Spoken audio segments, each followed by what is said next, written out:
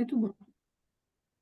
C'est tout bon? Très bien. Bah, écoutez, je vous propose qu'on démarre. On va démarrer à 18h07 en attendant que les prochaines personnes nous rejoignent. L'enregistrement va démarrer, donc bienvenue. Et puis, je vais passer la première slide pour juste rappeler le cadre de l'intervention, peut-être. Donc, je ne sais pas si on a eu le temps de démarrer l'enregistrement. Voilà, donc cette série est inscrite dans la conférence régionale du sport, pilotée donc par nous, la Dragesse. Donc, c'est le 8e épisode et on a toujours des animateurs et des animatrices qualifiés pour intervenir.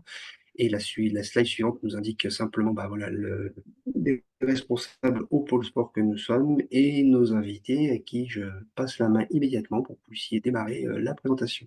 Merci. Merci à vous.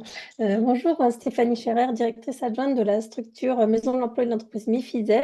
C'est une structure associative qui accompagne les personnes, quel que soit leur statut, sur leur démarche associée à la formation à l'emploi. Donc, on accompagne les salariés, les entreprises et les demandeurs d'emploi donc, dans leur recherche d'emploi, dans leur reconversion, leur projet de formation ou de VAE. Et puis, on accompagne les entreprises sur l'appui RH. Donc, n'hésitez pas à nous solliciter. En fin de présentation, vous aurez les différentes coordonnées.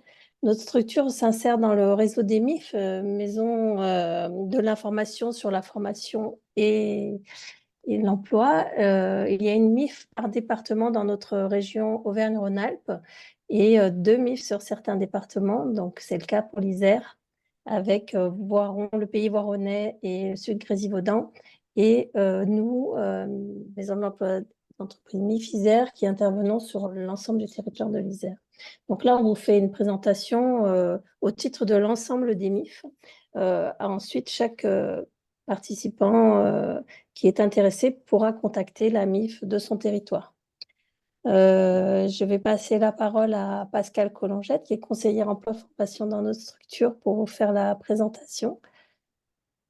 Donc, on est sur le 8e épisode de la ressource humaine au quotidien. Voilà, mais je vous en Donc, prie, effectivement. Vous pouvez on, continuer. pardon. On travaille, donc aujourd'hui, on va traiter de l'évolution de carrière, du conseil et de l'entretien. Et donc voilà, s'il y a quelques questions, on y viendra en fin d'épisode, on prendra note, donc n'hésitez pas. Et puis de toute façon, on laisse nos intervenants prendre la main et faire cette présentation. Merci. Merci. Pascal, je te passe la main et te présenter. Merci. Donc, bonjour à tous. Donc, Pascal Collongette. Moi, je travaille depuis très longtemps dans le cadre de l'accompagnement à l'évolution professionnelle de tout public et particulièrement des actifs en emploi, en activité et qui sont dans une réflexion et des projets d'évolution professionnelle.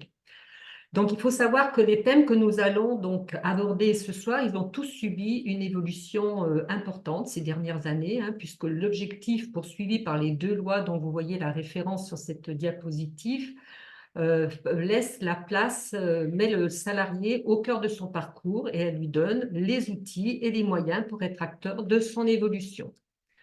Donc, ces lois favorisent, elles simplifient l'articulation possible entre les préoccupations et les intérêts de l'entreprise, employeur sous forme associative ou pas, au même titre que ceux du salarié. Il y a donc un objectif commun qui passe par la mobilisation d'outils, de dispositifs, dans le cadre des services ressources humaines, pour ce qui est donc de l'entreprise, mais également dans l'intérêt du salarié et notamment par la mise en place du compte personnel formation du CPF dont nous parlerons dans un petit moment. Donc, vous allez sans doute reconnaître là, dans la diapositive qui suit, découvrir sur cette diapositive tous ces outils-là, donc qui ont tous leur place dans le sujet qui nous préoccupe. Voilà, donc vous voyez les mots là sur la diapositive après, merci. Tout ce qui concerne, et vous allez souvent les écouter là de ma bouche, là dans les moments le temps qui nous est imparti, tout ce qui va être dispositif, expérience, compétences, formation, validation, OPCO, on en parlerons également. Voilà, donc on parle aujourd'hui de la formation continue. Donc, nous allons bien sûr aborder la notion de formation, mais sous une forme qui la différencie de la formation initiale. c'est ce qu'on appelle la formation continue, qui s'adresse aux personnes qui ont fini ou bien qui ont interrompu leurs études et qui ont déjà mis un pied dans la vie active. Et je crois que c'est votre cas à tous aujourd'hui qui participez à ce moment d'information. La formation, c'est un des outils au service d'un projet, d'où la nécessité, dans un premier temps, de construire, d'élaborer des étapes qui permettent la mise en place de ce projet. Il faut savoir que quand on construit un projet d'évolution, il y a donc des étapes. Dans ces étapes, il peut y avoir de la formation, mais ce n'est pas toujours le cas. Par contre, ce soir, on va s'arrêter sur les dispositifs de la formation, donc d'apprentissage, d'acquisition de connaissances et de compétences, et de voir à travers quel dispositif tout cela est possible. Merci. Donc, comme je le disais auparavant, pour pouvoir construire un projet professionnel, il faut l'avoir réfléchi. Pour y réfléchir, ce n'est pas toujours évident de le faire seul. Donc, il existe des dispositifs, des types d'accompagnement qu'on va développer ici, qui sont à votre service, vous, salariés du privé, qui sont donc la GPP, guidance professionnelle personnalisée, nous allons le voir après, qui sont également le CEP, le Conseil en évolution professionnelle, l'action bilan de compétences, et puis un dispositif qui s'appelle le SAMSecure. Donc, nous allons commencer par la guidance professionnelle personnalisée. Donc, la guidance professionnelle personnalisée, elle est mise en œuvre, donc on l'appelle la GPP, alors parfois ça m'arrivera de dire GPP, elle est mise en œuvre par le réseau des MIF. Donc, les MIF, c'est les maisons de l'information sur la formation de l'emploi, dont nous faisons partie donc, puisque nous sommes la MIF départementale sur l'Isère, mais comme le disait ma collègue Stéphanie, vous avez une MIF au niveau de la région Auvergne-Rhône-Alpes, dans tous les départements de la région. La particularité donc, des dispositifs qu'on va avoir maintenant pour vous aider à construire leur projet, ce qui est commun, c'est d'accompagner en individuel le salarié pour réfléchir à sa situation actuelle au regard de l'emploi et comment et quel souhait il a et quelles étapes il va pouvoir mettre en place. Par contre, ce qui va différencier, et c'est plus là-dessus que je vais m'arrêter, sur ces dispositifs-là, c'est que la guidance qui est mise en place donc, par les MIF, elle va s'appuyer sur un outil qu'on appelle l'histoire de vie et qui va permettre, avec la personne qui se questionne, de pouvoir retracer sur l'ensemble de son parcours de vie, je dis bien son parcours de vie et pas seulement son parcours professionnel, tous les moments clés qui ont été à travers sa vie personnelle, mais qui ont été à travers toutes les étapes d'apprentissage dans le cadre de sa scolarité, de sa formation, mais également des expériences professionnelles, tous les moments clés qui ont pu lui permettre de pouvoir identifier des potentiels et comment dire, des potentiels aussi de créativité sur lesquels on va pouvoir s'appuyer pour pouvoir construire le parcours de la personne. Donc, la GPP, c'est vraiment propre au réseau. Le financement de cette guidance professionnelle personnalisée, qui vous est donc proposée par les MIF, elle est entièrement gratuite pour vous, puisqu'elle est cofinancée dans le cadre du service public régional d'orientation qu'on appelle, de façon plus commune, le SPRO. Donc, elle s'organise autour d'entretiens individuels sur votre temps personnel. En général, c'est quand même pas sur le temps de travail pour vous aider à élaborer un projet professionnel pour pouvoir identifier éventuellement quels dispositifs vous pourriez avoir besoin, qui peuvent être de la VAE, qui peuvent être de créer une activité, etc.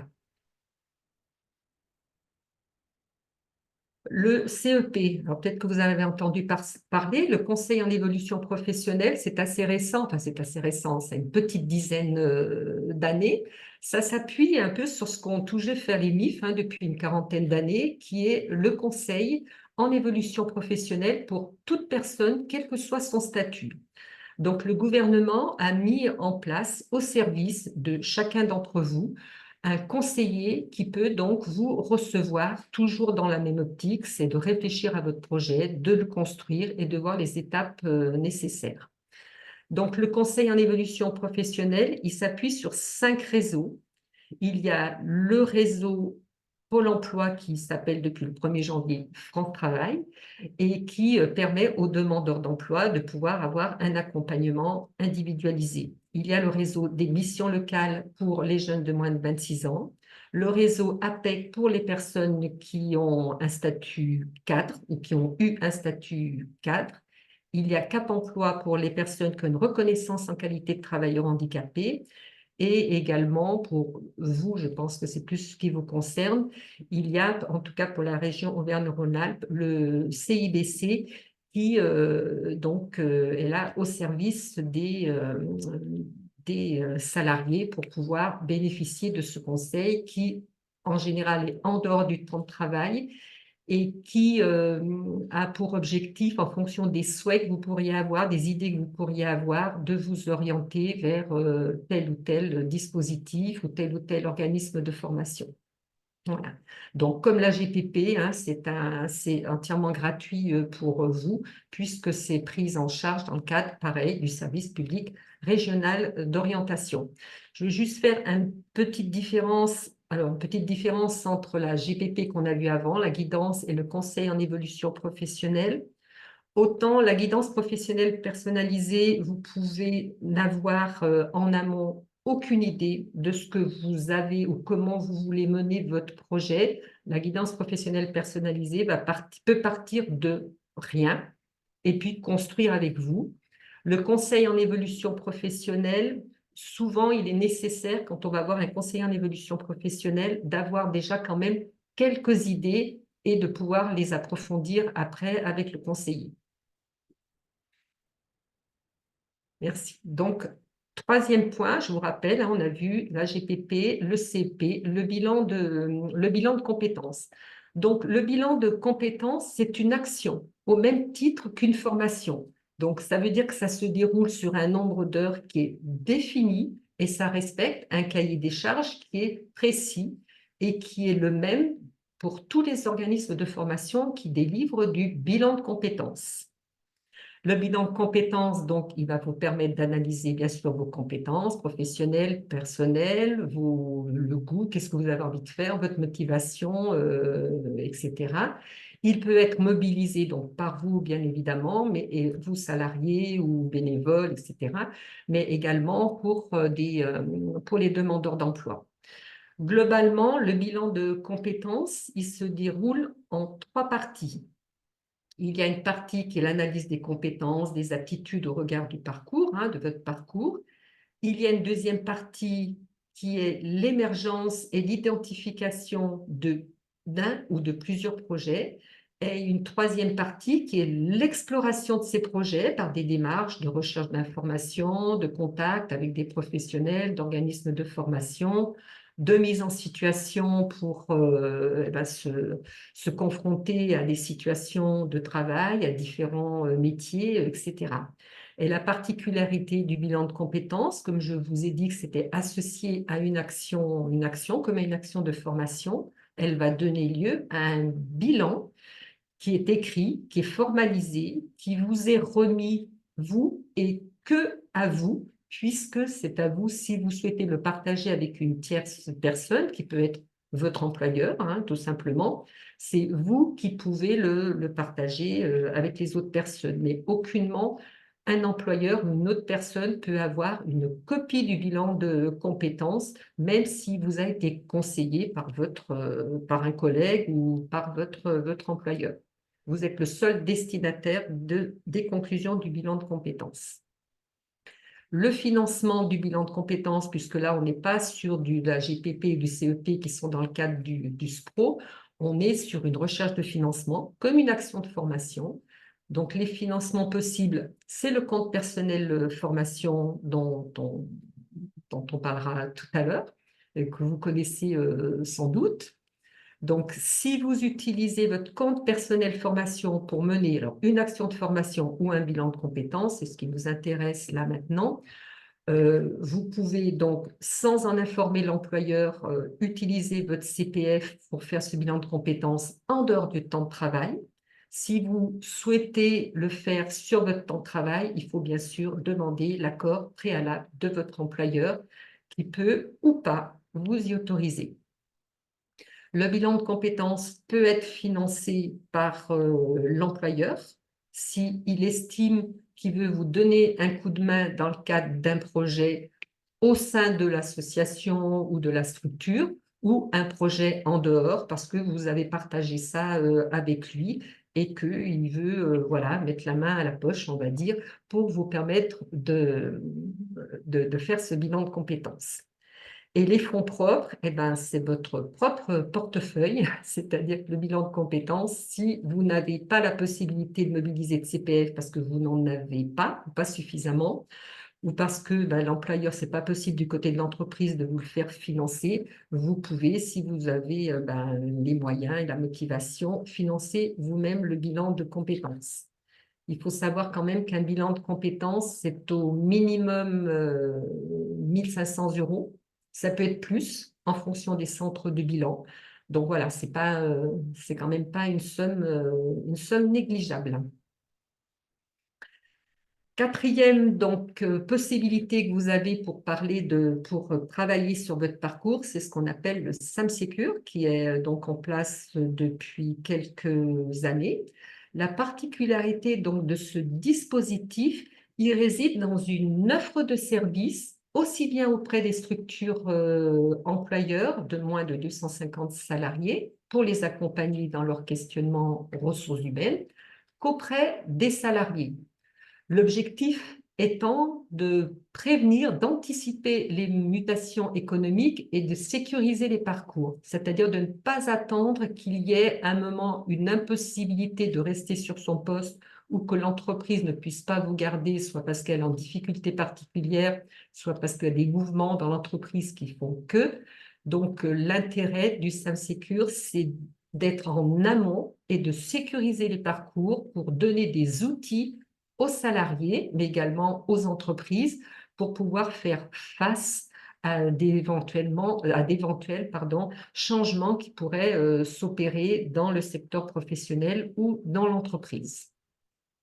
Donc, comment ça se passe pour le salarié? Donc, pareil, on est sur une forme de diagnostic personnalisé, de travail sur l'emploi, la compétence, de reconnaissance d'expérience, d'envisager effectivement des perspectives professionnelles, voir du coup comment, préparer l'entretien professionnel dont on va parler également après, et d'être informé, conseillé sur l'existant en termes de dispositifs complémentaires pour pouvoir soutenir vos projets.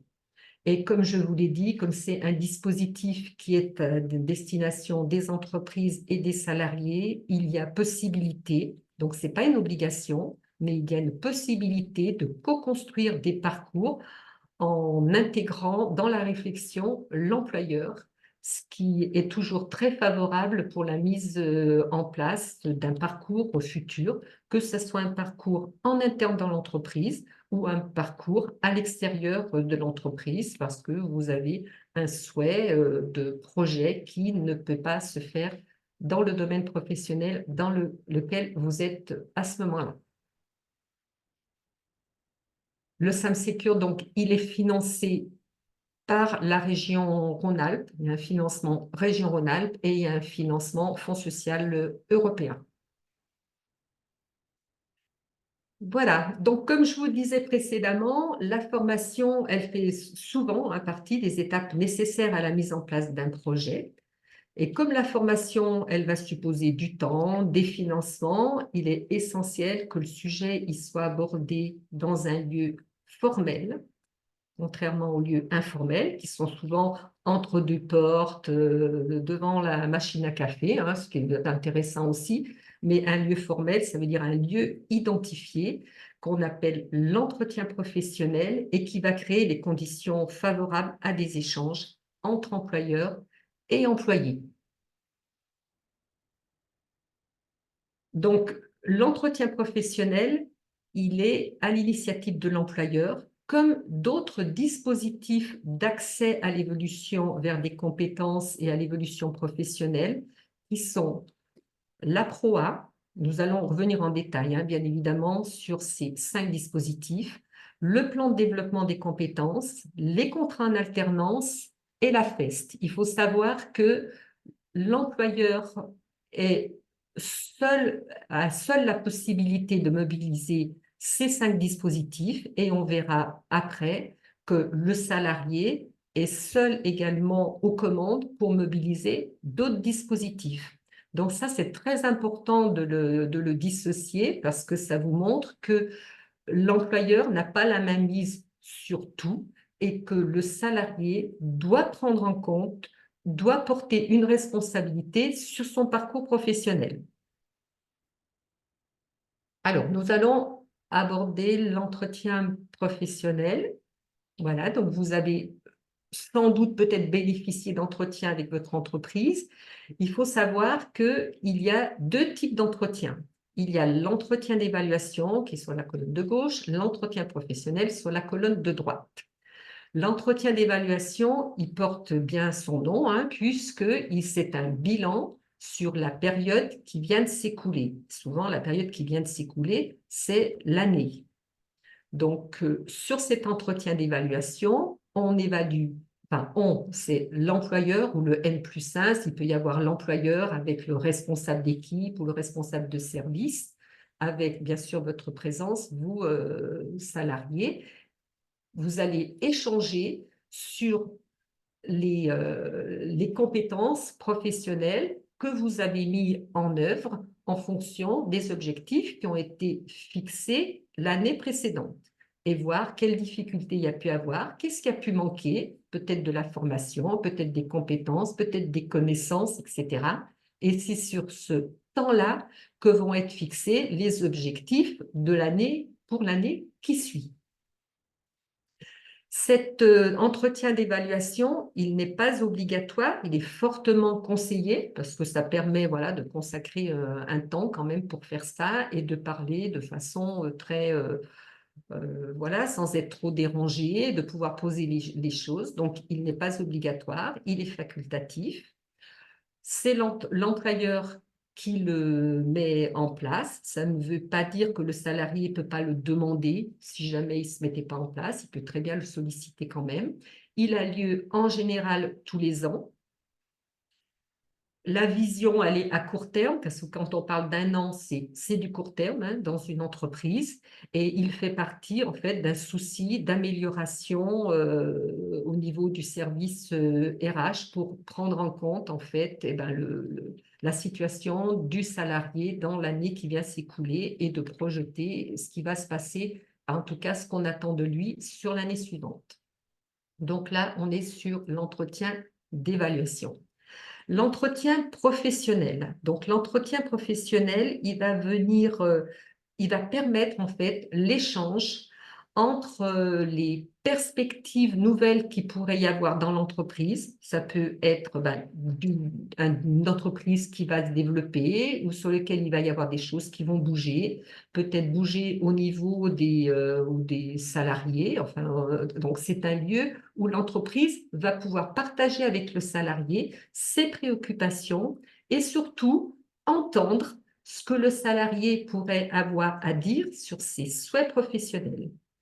Donc, comme on vient de le dire avant, c'est très important pour le salarié de préparer ça en amont, dans le cadre des dispositifs qu'on a vus avant. Je vous le rappelle, CEP, GPP, SAP-Sécure, bilan de compétences.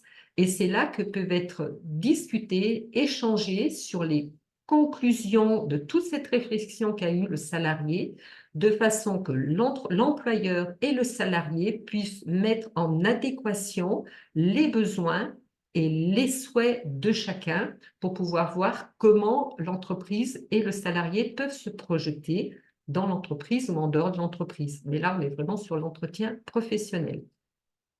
Contrairement à l'entretien d'évaluation, l'entretien professionnel est une obligation de l'employeur. L'entreprise se met en défaut si elle ne conduit pas ses entretiens professionnels, et elle peut avoir des sanctions. Donc, tous les 2 ans, alors ça pourrait être plus, mais il faut au moins que ça soit tous les 2 ans que ces entretiens soit organisé. Il donne lieu donc à un bilan des échanges avec donc des conclusions sur lesquelles signent l'entreprise et le salarié sur une vision là qui est en général plutôt à moyen et à long terme. Donc, cette démarche-là, elle fait partie de ce qu'on appelle la gestion des emplois et des parcours professionnels, qu'on appelait avant plus particulièrement la gestion prévisionnelle des emplois et des compétences. Là, maintenant, on parle de GEPP parce que c'est plus axé c'est plus, hein, c'est pas plus, c'est plus axé sur la gestion des parcours professionnels des employés actuels de l'entreprise, alors que la GPEC était plus orientée vers la planification, l'avenir des besoins de l'entreprise en termes de compétences. Donc, vous voyez que là aussi, le parcours professionnel du salarié est vraiment mis en avant pour dire qu'il faut s'en préoccuper.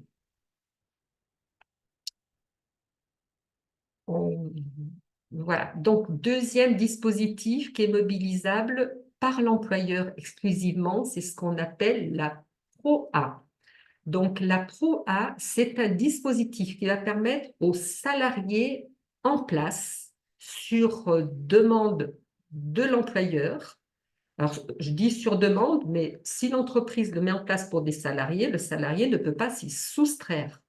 Parce que ça veut dire que l'employeur, il a évalué et il estime que certains ou un salarié voilà, manque de qualifications suffisantes pour pouvoir faire face à des évolutions technologiques ou voilà, quelconques dans l'entreprise. Donc, il va organiser une ProA, c'est-à-dire que c'est une formation en alternance pour obtenir une certification ou un diplôme, hein, voilà, avec du temps en entreprise et du temps en organisme de formation. Donc, cette ProA, elle est à destination des salariés qui sont en CDI, de salariés qui peuvent être en contrat unique d'insertion, sur un contrat CDI, des salariés, alors là peut-être que ça va plus vous parler, de salariés sportifs ou entraîneurs professionnels qui sont en contrat à durée déterminée. Mais pour l'ensemble de ces salariés, il y a un dénominateur commun, c'est qu'il faut que ces salariés aient un niveau inférieur au Bac+3. Bac+3 étant un niveau licence, hein, je me rappelle, donc tout salarié qui a, je ne sais pas, un bac, un Bac+2, un CAP, un BEP ou aucun diplôme peut bénéficier de la ProA. Les formations qui sont éligibles à ce dispositif, c'est des formations dont le nombre d'heures de formation est au moins de 150, non, oui, voilà, est au moins de 150 heures, excusez-moi. Voilà. Comme cette formation est mise en place par l'employeur, donc c'est bien sûr pas sur votre compte personnel formation que peuvent être pris ces heures-là, mais c'est l'employeur qui doit en assurer le financement et peut être aidé par ce qu'on appelle l'OPCO, c'est l'opérateur de compétences dont il dépend. Pour vous, je crois que c'est l'AFDAS, qui va prendre en charge pour les entreprises de moins de 50 salariés, qui peut prendre en charge tout ou partie les coûts de formation, mais également tous les frais inhérents à votre départ en formation, qui peuvent être du transport, de l'hébergement, les repas, etc. Le plan de développement des compétences. Alors, peut-être que vous le connaissez mieux sous le nom de plan de formation, puisque jusqu'en 2019, on parlait du plan de formation. Maintenant, c'est le plan de développement des compétences. Chaque année, les entreprises doivent établir l'ensemble des actions de formation qu'elle a besoin, les entreprises, de mettre en place pour ses salariés pour que ceux-ci, pardon, aient les compétences nécessaires pour faire leur travail et qu'ils aient des capacités pour pouvoir être confrontés aux évolutions économiques. C'est-à-dire que si une entreprise se dote d'outils nouveaux, que ce soit un logiciel ou que ce soit, je ne sais pas, une machine nouvelle, ou voilà, elle a l'obligation de former ses salariés en poste pour qu'ils puissent subvenir à leur poste. C'est une obligation. Elle se met pareil en défaut si elle ne le fait pas. Alors, qu'est-ce qu'on m'a fait là? On m'a enlevé le... Voilà, merci. Pardon, c'est moi qui ai fait une erreur de fichage. Désolé. C'est pas grave. Merci. Donc, comme c'est une obligation pour l'entreprise, toujours c'est le même cas que pour la proie, c'est une prise en charge par l'employeur avec une aide possible de son OPCO, donc son opérateur de compétences, si l'entreprise a moins de 50 salariés. Pareil sur les coûts de formation, pareil sur les frais d'hébergement, de transport, etc. Vous ne pouvez pas, vous, en tant que salarié, refuser de bénéficier du bilan de compétences parce que sinon, vous vous mettez, vous également, à défaut de pouvoir être opérationnel sur votre poste de travail. Vous avez sur cette diapositive l'ensemble des opérateurs de compétences donc ce paysage s'est vraiment allégé depuis 2019, je crois. Maintenant, nous avons donc 11 opérateurs de compétences en fonction des domaines professionnels dans lesquels fait partie votre entreprise. Et pour vous, donc, comme je disais tout à l'heure, c'est l'AFDAS qui est donc l'interlocuteur, non pas de vous, salariés ou de bénévoles, mais qui est l'interlocuteur de votre employeur, puisque l'opérateur de compétences, il aide aussi l'entreprise dans sa réflexion en ressources humaines, etc. Donc, c'est l'interlocuteur seulement de l'employeur. L'employeur peut également faire appel lorsqu'il recrute, alors pas pour les salariés en poste, mais lorsqu'il recrute, il peut recruter sous une forme de contrat en alternance. Dans les contrats en alternance, on est sur du contrat de professionnalisation ou sur du contrat d'apprentissage. Ces deux types de contrats, non, juste avant, merci. Donc, ce qui est commun à ces contrats en alternance, c'est qu'ils associent, le nom, ça dit bien, alternance, entre travail dans l'entreprise, mais également un suivi de formation dans un organisme de formation pour acquérir, dans les deux cas, une certification professionnelle, un titre professionnel, un diplôme, un CQP de branche, etc. Le salarié en contrat d'apprentissage ou en contrat de professionnalisation, il a le même statut qu'un salarié normal, c'est-à-dire qu'il signe un contrat de travail qui peut être à durée déterminée ou qui peut être à durée indéterminée, mais il bénéficie des mêmes droits que tous les salariés qui sont dans l'entreprise.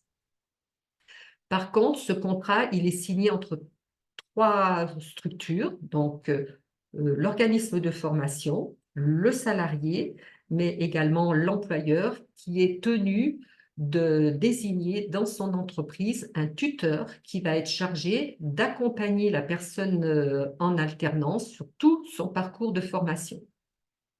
Donc, c'est souvent quelqu'un qui connaît le métier pour lequel l'apprenti ou l'alternant, en tout cas, est attendu dans l'entreprise. Les entreprises et les candidats bénéficient d'aides à l'embauche. Je ne vais pas rentrer dans le détail, là, chiffrer les aides à l'embauche, mais il y a des aides donc, pour les entreprises et il y a des aides également pour les futurs alternants. On ne va pas non plus rentrer dans le détail de cette diapositive, mais quand même juste des points importants.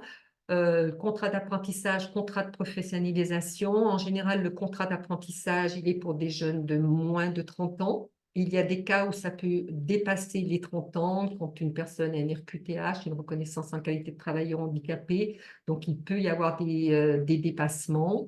Il peut y avoir des dépassements pour les sportifs de haut niveau, hein, ça peut aller jusqu'à 34 ans, etc.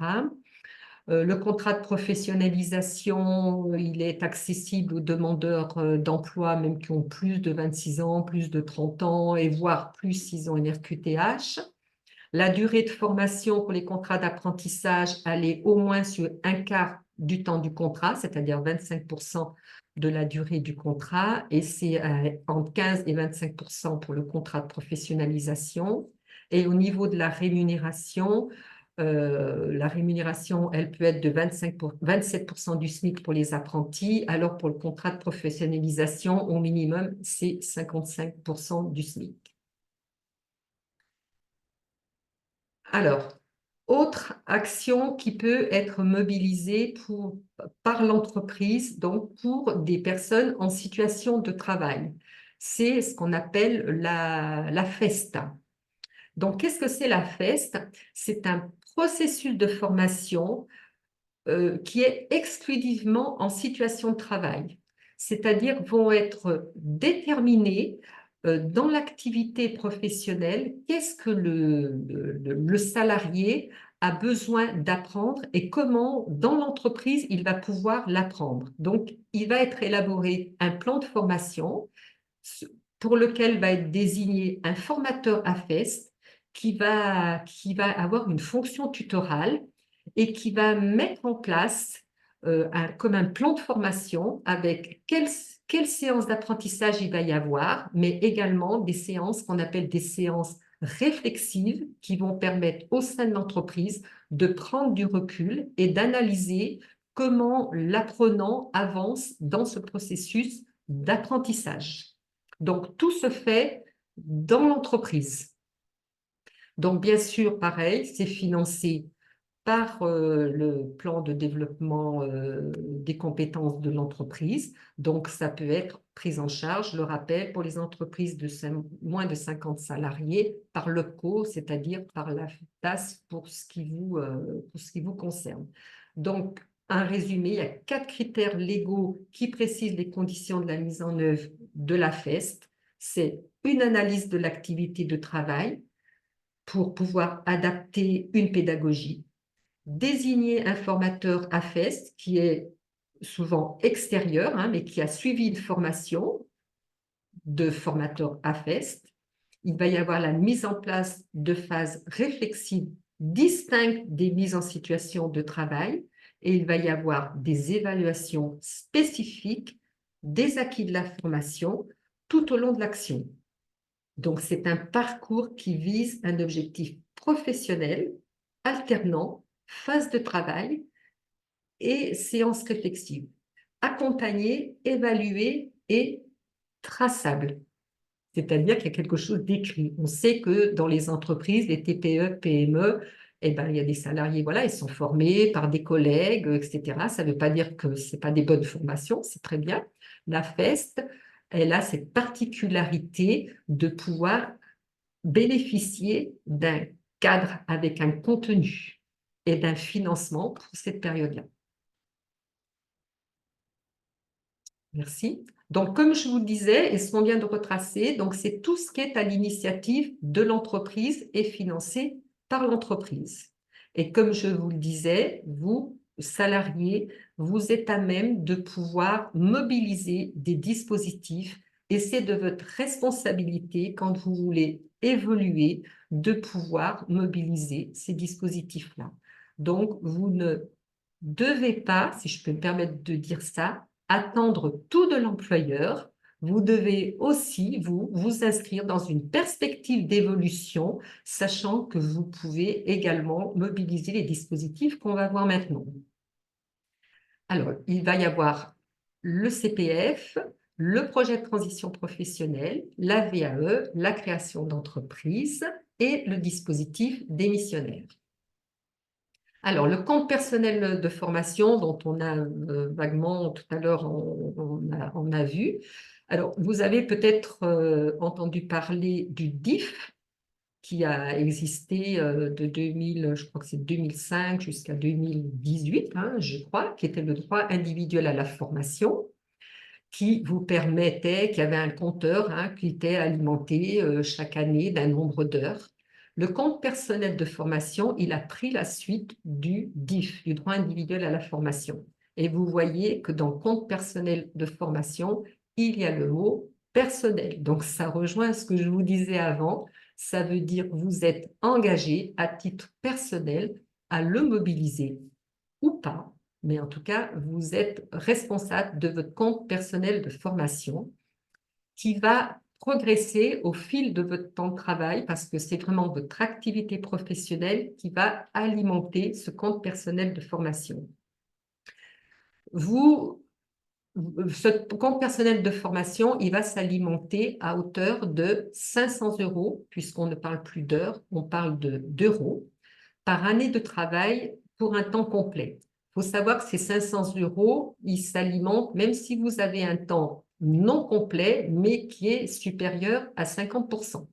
C'est-à-dire que de plus de 50% de temps au temps complet, chaque année, votre compte personnel formation bénéficie de 500 € supplémentaires jusqu'à un plafond de 5 000 €. Ça veut dire que quand vous avez atteint les 5 000 €, ne vous inquiétez pas, ça ne repart pas à zéro, mais ça plafonne à 5 000 €. Si vous n'avez rien utilisé, évidemment.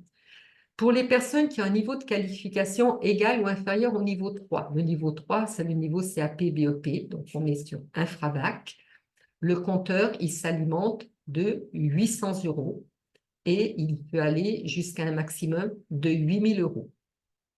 Alors, j'espère que vous avez activé votre CPF. Si ce n'est pas le cas, pas de panique. Ça ne veut pas dire qu'il y a 0 € qui s'inscrivent. Ça veut juste dire que vous n'en avez pas connaissance parce que vous n'avez pas créé votre espace personnel. Donc, moi, je vous engage à aller sur le site de moncompteformation.fr sur lequel vous seront demandés pour votre espace votre numéro de sécurité sociale et puis comme tous les espaces personnels, un mot de passe, enfin bon, tout ça. Et vous verrez apparaître donc le solde de votre compte personnel formation. Vous pourrez voir un historique, c'est-à-dire chaque année dans telle et telle entreprise où vous étiez, vous avez acquis par cette activité professionnelle tant d'euros. C'est-à-dire qu'il peut bien y avoir sur une année 2 employeurs et vous verrez le détail des euros acquis en fonction des heures que vous avez travaillé. Alors, ce compte personnel formation, vous êtes seul à pouvoir le mobiliser. Pour en faire quoi? Donc, pour acquérir un diplôme, c'est-à-dire pour rentrer sur une formation, pour obtenir une certification professionnelle. Pour financer, et on l'a vu tout à l'heure, alors le bilan, oui, je vais suivre quand même ce qui est marqué. Pour financer, donc on a dit une formation dans sa totalité. Pour financer une partie de formation, c'est-à-dire des blocs de compétences, vous savez que les certifications, elles sont divisées en blocs de compétences. Il y a plusieurs blocs qui forment une certification. Vous pouvez très bien mobiliser votre CPF, pas pour une certification dans sa totalité, mais pour une partie, donc pour des blocs. Vous pouvez également utiliser votre CPF pour obtenir une habilitation. Vous pouvez utiliser ce CPF dans une démarche de validation d'acquis de l'expérience. Nous allons en parler juste après. Pour financer le bilan de compétences, on en a parlé tout à l'heure, rappelez-vous, l'action bilan de compétences sur 24 heures, je vous ai parlé de 1 500, 2 000 €, etc. Pour des formations, si vous avez un projet de création ou de reprise d'entreprise, mais également pour vous préparer aux épreuves du code de la route ou du permis de conduire pour le permis B et poids lourd. Et je crois que récemment, il y a également la possibilité de financer un permis de roues. Alors, je ne pourrais pas vous préciser sur quel cylindrée, mais là, ça, c'est tout nouveau. On peut maintenant financer un permis de roue. Voilà pour ce qui est du compte personnel formation. Le projet de transition professionnelle. Alors, peut-être que vous le connaissez mieux sous son intitulé précédent, qui était le CIF, le congé individuel de formation, qui était financé par le FONGECIF. Maintenant, on est sur un intitulé qui est le projet de transition professionnelle et qui est financé par Transition Pro. Ce dispositif projet de transition professionnelle, il permet aux salariés de pouvoir s'absenter temporairement, à temps plein ou à temps partiel de son entreprise pour suivre une formation dans le cadre d'un projet souvent de réorientation, de changement de métier ou de profession, et il va permettre donc de financer les formations nécessaires à ce projet, nouveau. Donc, c'est Transition Pro qui va étudier votre demande de formation. Donc, pour cela, il faut savoir qu'il y a plus de demandes de financement que de possibilités de financement. Ça veut dire qu'il y a plus de personnes qui déposent que de personnes qui vont bénéficier de cette prise en charge. C'est pour dire que votre projet, quand vous allez le présenter de façon chiffrée, mais également sur la motivation que vous avez à demander un financement, il faut que vous l'ayez travaillé. Et ça me permet de revenir sur la première phase de notre présentation de ce soir, sur l'intérêt de le réfléchir, soit seul, il n'y a pas de souci, mais également de vous appuyer sur ce qui vous est proposé à titre gratuit pour vous, l'AGPP, je le rappelle, le conseil en évolution professionnelle, le SAMSecure, bien sûr le bilan de compétences, mais qui, lui, n'est pas gratuit, pour pouvoir monter, ficeler un projet dans le cadre de différentes étapes qu'il y a lieu de mettre en place, comment vous vous êtes informé sur le métier vers lequel vous voulez aller, est-ce que si vous suivez cette formation, le marché de l'emploi, il est propice à ce que vous trouviez de l'emploi, enfin bon, etc., etc. Donc, il faut vraiment le travailler en amont, ce qui vous donnera beaucoup plus de chances pour que Transition Pro puisse voir que vous avez d'abord fait toute une étude là-dessus, que ça a été réfléchi et que vous vous êtes donné les moyens pour pouvoir construire ce projet de formation. Alors, vous allez peut-être me dire, oui, mais bon, si je vais m'absenter de mon entreprise, mon employeur, il ne va jamais vouloir que je parte parce qu'il a besoin de moi ou parce qu'il ne va pas vouloir payer la formation. On est bien là sur une prise en charge, non pas par l'entreprise, mais par Transition Pro. Mais bien sûr que votre absence, ce n'est pas Transition Pro qui va vous autoriser, c'est votre employeur qui va donner son accord pour que vous puissiez vous absenter le temps de la formation, vous absenter de votre poste de travail. Donc, bien sûr qu'il y aura une demande à faire en bonne et due forme auprès de votre entreprise, demande qui peut être acceptée, demande qui peut être reportée parce que à ce moment-là, il y a peut-être plusieurs personnes qui sont parties en formation ou des absences, ou c'est une période où il y a une surcharge de travail parce que l'activité de l'entreprise, il y a des moments où il y a plus de travail que d'autres, donc ce n'est pas le bon moment de partir. Il faut savoir que l'entreprise peut la refuser à la date où vous proposez de partir, mais ne peut pas dépasser 9 mois de décalage pour que vous puissiez vous absenter.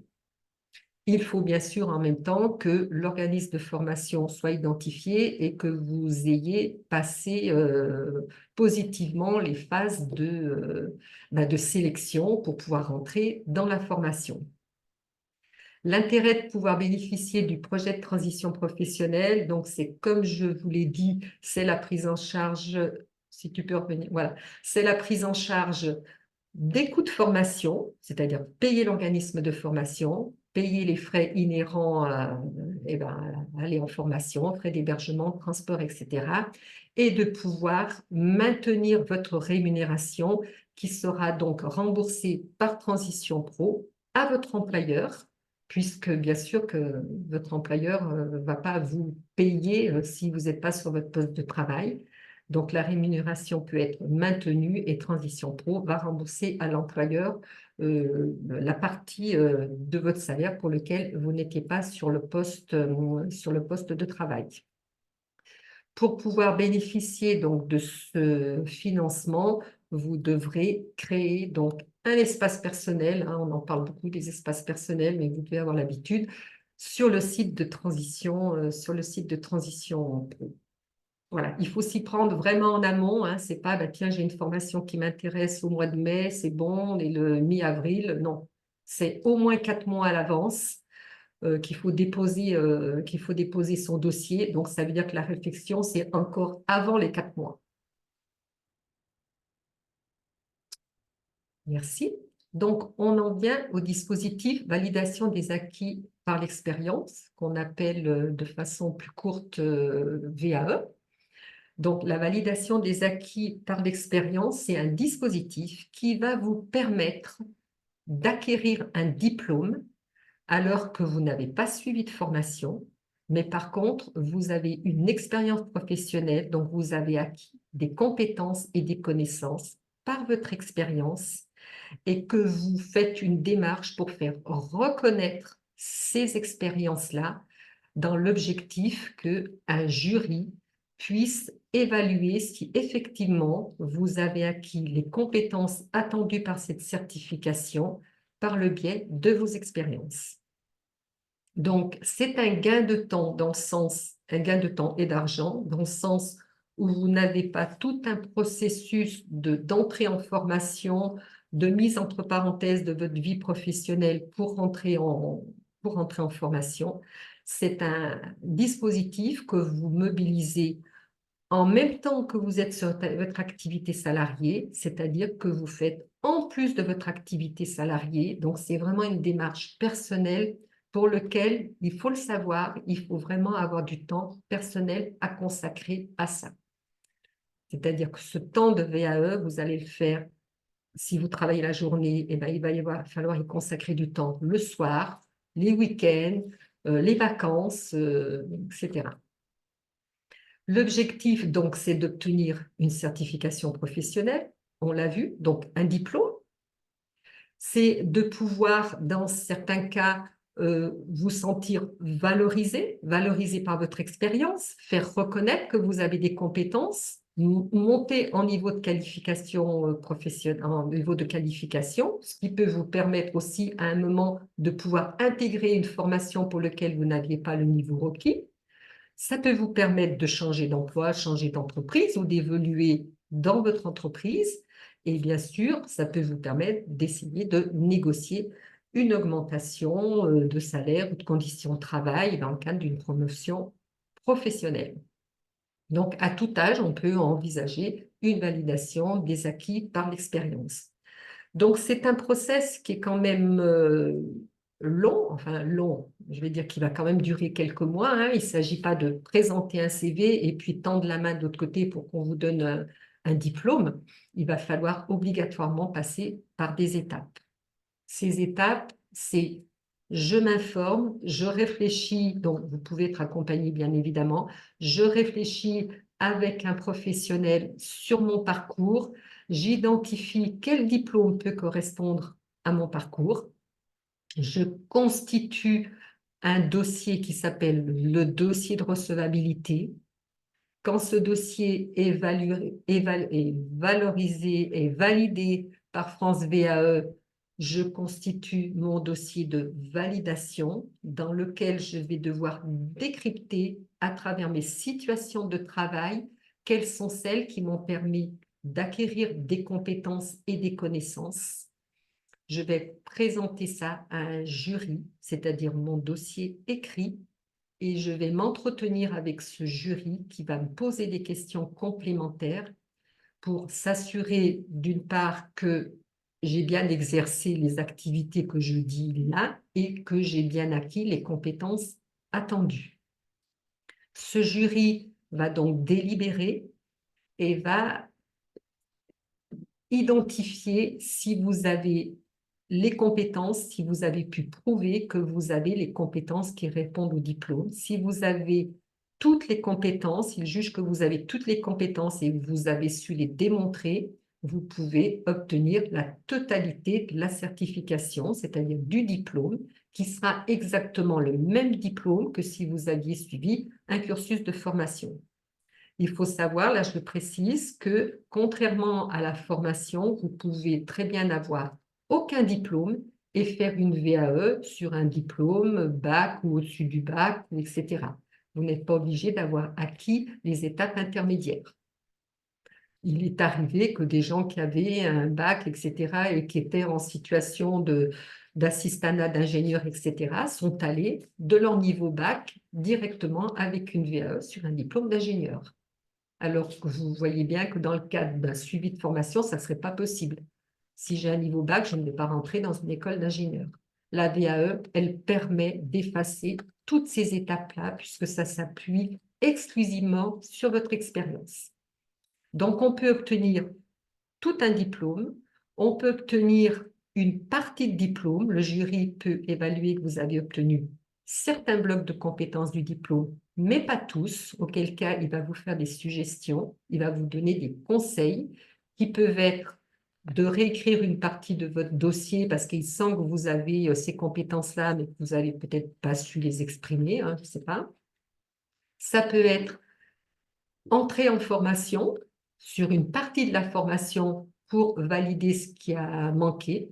Ça peut être acquérir des expériences complémentaires pour repasser devant un jury VAE en valorisant ces nouvelles expériences. Donc, vous voyez que c'est un processus qui n'est pas non plus simple, mais qui peut être plus simple que de repartir en formation. Depuis le 1er janvier donc 2023, alors la VAE, ça existe depuis 2002. Donc, vous voyez, ce n'est pas nouveau, hein, c'est un dispositif qui a énormément évolué. Et là, depuis juillet 2003, la démarche de VAE, elle est menée par France VAE, qui est devenu un espace donc unique pour se renseigner, être accompagné. Donc, pour pouvoir s'inscrire dans une démarche VAE, vous devez aller donc sur ce site vae.gouv.fr.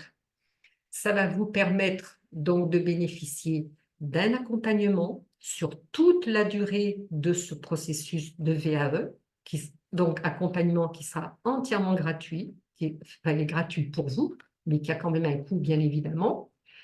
Ça va vous permettre de faire les différentes étapes, de déposer donc votre candidature, d'être accompagné, d'être financé et également de rechercher des financements complémentaires si vous aviez besoin de petites formations pour pouvoir être, on va dire, plus à même de pouvoir vous présenter dans cette démarche. Et puis, donc voilà, cet accompagnement, il va vous aider tout le long de votre parcours. Il faut savoir que il a été énormément simplifié, cette démarche de VAE, pour que vraiment il y ait un accompagnateur qui puisse prendre en charge toutes ces différentes étapes qui étaient parfois lourdes pour les personnes et qui du coup amenaient certains à abandonner en cours de parcours et pour lequel c'était quand même bien dommage. Voilà pour ce qui est de la VAE. Alors, pour la création ou reprise d'activité.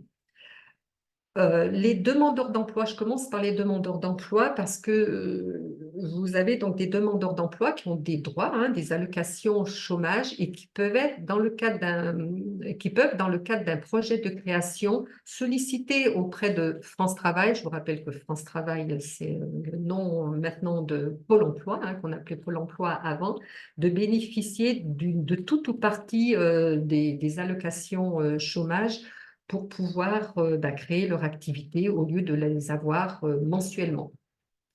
Pour les salariés, vous pouvez bénéficier de ce qu'on appelle d'un congé pour création ou reprise d'activité, c'est-à-dire qu'avec l'accord d'un employeur, votre contrat de travail peut être suspendu et vous pouvez solliciter un temps où vous n'êtes plus sur votre poste de travail, donc plus rémunéré, hein, vous ne recevez plus bien évidemment de salaire, mais vous pouvez profiter de ce temps-là si vous le jugez utile, hein, de quelques mois. Je crois que le maximum c'est 6 mois, mais enfin bon, il faudrait chercher un peu plus de précision par rapport à ça pour pouvoir essayer, mettre en œuvre votre projet de création ou de reprise d'activité. Il y a des aides, hein, qui sont octroyées pour vous, si vous avez ce projet de création de reprise d'activité, des allégements fiscaux, des financements de formation si vous en avez besoin pour mener à bien votre projet de création, des possibilités d'hébergement de l'entreprise, c'est-à-dire de lieux où vous pouvez travailler sur ce projet-là. Ça peut être un bureau qui est mis à votre disposition, etc. Et puis des aides de professionnels qui vont vous aider au montage du projet de création. Donc, pour les salariés, voilà, c'est ça qui est important, c'est de savoir qu'il peut être demandé cet espace-là, mais que l'employeur n'est pas tenu du tout d'accepter que vous suspendiez votre contrat de travail, que vous retrouvez après, hein, si le projet de création ne marche pas, vous pouvez revenir sur votre activité. Le dispositif démissionnaire. Alors, je pense que vous savez, en tout cas, j'espère que vous savez que si vous démissionnez, je parle de démission, pas de licenciement, si vous démissionnez de votre poste de travail, il faut savoir que vous n'avez pas droit à vos allocations chômage.